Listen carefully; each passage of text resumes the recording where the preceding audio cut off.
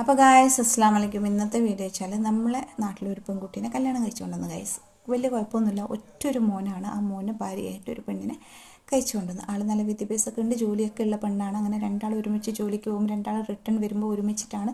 അതൊക്കെ സാധാ husband and wife എങ്ങനെയാണ് ജീവിക്കുന്നത്, അവർ അതൊക്കെ എൻജോയ് ചെയ്തിട്ടാണ് ലൈഫ് പോകുന്നുണ്ടായത്. അതിൻ്റെ ഇടയിലാണ് അവർക്ക് ഒരു പ്രശ്നം ആ കുട്ടിയിൽ കണ്ടെത്തിയത്. എന്തിനും ഏതിനും ആ കുട്ടി സത്യം ചെയ്യും. അള്ളയാണ്, ഉമ്മയാണ്, ദൈവമാണ്, ഈശോയാണ്, അങ്ങനെ മാതാവാണ്, അങ്ങനെ പലതും പറഞ്ഞിട്ട് ആ കുട്ടി സത്യത്തിൽ ചേർക്കും. സത്യം ചെയ്യുന്നത് കുഴപ്പമൊന്നുമില്ല ഗൈസ്. അത് ചിലപ്പം ആ കുട്ടിക്ക് രക്ഷപ്പെടാൻ വേണ്ടിയിട്ടായിരിക്കാം. ചിലപ്പം എന്തെങ്കിലും ചെറിയ ചെറിയ പ്രശ്നങ്ങൾക്ക് വലിയ വലിയ കാര്യമാക്കി എടുക്കുന്നുണ്ടാവാം. അതിൻ്റെ ഉള്ളിൽ എന്താ നടക്കുന്നത് നമുക്കൊന്നും പറയാൻ പറ്റില്ല.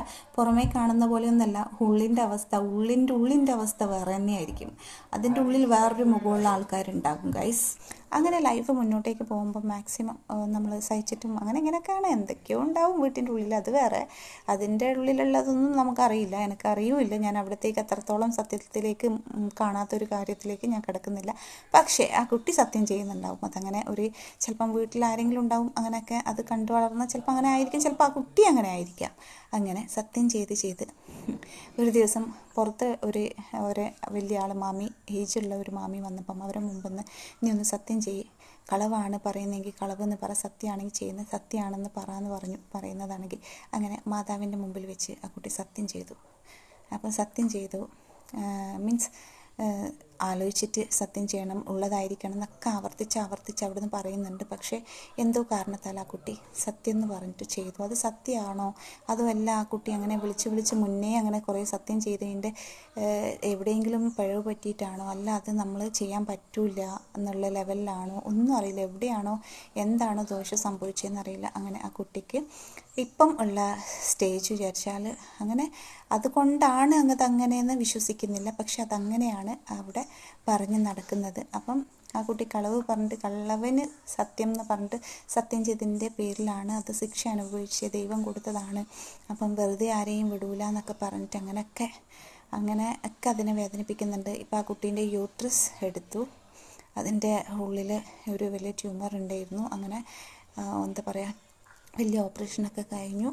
അങ്ങനെ ഒരു കോലത്തിലായിട്ട് ഇപ്പം ആ കുട്ടീൻ്റെ ജീവിതം ഒന്നുമല്ലാണ്ട് ഒരു വല്ലാത്തൊരു സങ്കടത്തിലായിട്ട് മാറിയിട്ടുണ്ട് ഗൈസ്. അപ്പം എല്ലാവരും എന്താ പറയുക, നമ്മൾ മുതിർന്നവർ ഒരുപാട് നമ്മളൊറ്റയ്ക്ക് പറയുമ്പം ഒന്നിക്കൽ ഞാൻ എപ്പോഴും പറയുന്ന പോലെ നമ്മൾ അവിടെ നിന്ന് മാറിക്കൊടുക്കുന്നതാണ് ഏറ്റവും ബെറ്റർ.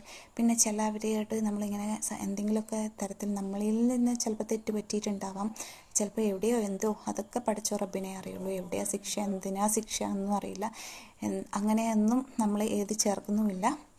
ആ കുട്ടീൻ്റെ അവസ്ഥ വെച്ചാൽ യൂട്രസ് എടുത്ത് ഒരു പെൺകുട്ടിക്ക് കല്യാണം കഴിഞ്ഞിട്ട് ഒരു 2 വർഷത്തിൻ്റെ ഉള്ളിൽ യൂട്രസ് എടുക്കുക എന്ന് പറഞ്ഞാൽ അതിനേക്കാളും വലിയ എന്താ പറയുക സങ്കടം വേറെ ഉണ്ടാവില്ല.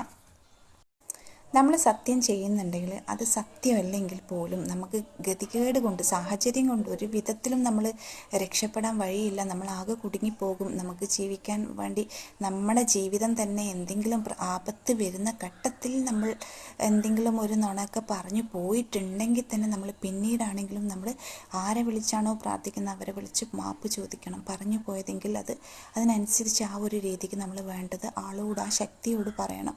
അങ്ങനെയാണെങ്കിലാണ് നമ്മൾ ഒരു വിധം നമ്മളെ പിടിച്ചു നിൽക്കും. അങ്ങനെ പഠിച്ചുറപ്പ് അങ്ങനെ ഒന്നും വേദനിപ്പിക്കാൻ ഒന്നും ഇടവരുത്താണ്ട് നിൽക്കട്ടെ, അങ്ങനെ അത്രത്തോളം ഞാൻ പറയാം. അല്ലാണ്ട് ഇത് എല്ലാത്തിനും സത്യം എന്ന് പറഞ്ഞ രീതിയിൽ ജീവിക്കുകയാണെങ്കിൽ നമുക്ക് എന്തെങ്കിലും ഇതുപോലെ ആരെങ്കിലുമൊക്കെ വായിന്ന് വീണതാവാം, എന്തെങ്കിലും ഒരു അപകടം വരുമ്പോൾ ശരിക്കും ആൾക്കാർ ആ കുട്ടീനെ എല്ലാം കൊണ്ട് എല്ലാ രീതിയിലും അതിനെ വേദനിപ്പിച്ച് ഒന്നുമല്ലാത്ത രീതിയിൽ ജീവിതം കൊണ്ടുപോകുന്ന അതിൻ്റെ അവസ്ഥ ഇപ്പം ഒരു വല്ലാത്ത രീതിയിലാണ് ഗൈസ്. അപ്പം നമ്മൾ സത്യം ചെയ്യുന്നുണ്ടെങ്കിൽ നമ്മൾ അത് ആവശ്യത്തിന് എപ്പോഴേലെങ്കിലും, അല്ലാണ്ട് വെറും സത്യം എന്ന് പറഞ്ഞിട്ട് ജീവിക്കാണ്ട് നിൽക്കുക. അപ്പം പിന്നെ നമുക്ക് അങ്ങനെ ഒന്നും പ്രശ്നം വരാണ്ട് നിൽക്കട്ടെ. അപ്പം എന്താ പറയുക, എന്തെങ്കിലുമൊക്കെ പ്രശ്നം ഉണ്ടെങ്കിൽ ആ കുട്ടിക്ക് എല്ലാ പ്രശ്നങ്ങളും നീക്കിയിട്ട് നല്ല ജീവിതം കിട്ടാൻ വേണ്ടിയിട്ട് നമുക്ക് എല്ലാവർക്കും പ്രാർത്ഥിക്കാം. അപ്പം ഗൈസ് മാക്സിമം നമ്മൾ ഇങ്ങനെയുള്ള കാര്യങ്ങളിൽ ഞാനിപ്പോൾ അങ്ങനെയാണ്. ഞാനിപ്പോൾ ഇങ്ങനെ സത്യം ചെയ്യുകയാണ്. അപ്പം നമ്മളെ എതിർകക്ഷി, നമ്മുടെ മുന്നിലുള്ള ആൾ ശരിക്കും ഞാനൊരു കളവാണ് സത്യം ചെയ്യുന്നതാണെങ്കിൽ ആൾ ശരിക്കും സത്യം അങ്ങനെ ഒന്നും ചെയ്തിട്ടില്ല, അങ്ങനെ എന്തെങ്കിലും ഒരു തരത്തിൽ ആൾ ഓക്കെയാണ്, എൻ്റെ ഭാഗത്തുനിന്ന് ഫുള്ളും തെറ്റാണ് വരുന്നതെങ്കിൽ, ആൾ ശരിക്കും ഒന്ന് വേദനിച്ചിട്ടുണ്ടെങ്കിൽ, എപ്പോഴെങ്കിലെങ്കിലുമൊക്കെ ആൾ വിളിച്ച് പ്രാർത്ഥിക്കുന്ന ആ ശക്തിയോട് ആൾ വേദനിച്ചിട്ട് ആൾക്ക് തോന്നിയെങ്കിൽ നമുക്ക് എന്തായാലും ശിക്ഷ കിട്ടും. കാരണം എതിർഭാഗത്ത് നമ്മളെ സത്യം കള്ളസത്യം കൊണ്ട് എതിർകക്ഷി നല്ലോണം വേദനിക്കുകയാണെങ്കിൽ അത് ശരിക്കും അതിനുള്ള പണി നമുക്ക് കിട്ടും ഗൈസ്. അതുകൊണ്ട് കൂടുതൽ സത്യം ചെയ്യുമ്പോൾ ശരിക്കും അത് സത്യമാണെങ്കിൽ മാത്രം സത്യം ചെയ്യുക. കളവിനെ നമ്മൾ സത്യം ചേർത്ത് ഓരോരോ ശക്തിനെ വിളിച്ച് സത്യം ചെയ്യാതിരിക്കുക. അങ്ങനെ ഒരു ജീവിതം ആർക്കും ഉണ്ടാവാണ്ട് നോക്കുക. നമ്മളൊക്കെ എല്ലാവരും സ്വന്തമായിട്ട് ചിന്തിച്ചാൽ അങ്ങനെയൊക്കെ ഉള്ള ലൈഫ് ശരിക്കും അതിൽ നിന്ന് മാറ്റം വരുത്താൻ നമുക്കൊക്കെ പറ്റുള്ളൂ. അപ്പം നമ്മുടെ വീഡിയോസ് സബ്സ്ക്രൈബ് ചെയ്യാത്ത ആൾ വീഡിയോസ് കാണുകയാണെങ്കിൽ സബ്സ്ക്രൈബ് ചെയ്യാൻ മറക്കരുത്. പിന്നെ എൻ്റെ വീഡിയോസ് ഇഷ്ടമായെങ്കിൽ ലൈക്ക് ചെയ്യുക, സബ്സ്ക്രൈബ് ചെയ്യുക, ഷെയർ ചെയ്യുക. ഇൻഷാ അല്ലാഹ്. ബൈ. അസ്സലാമു അലൈക്കും.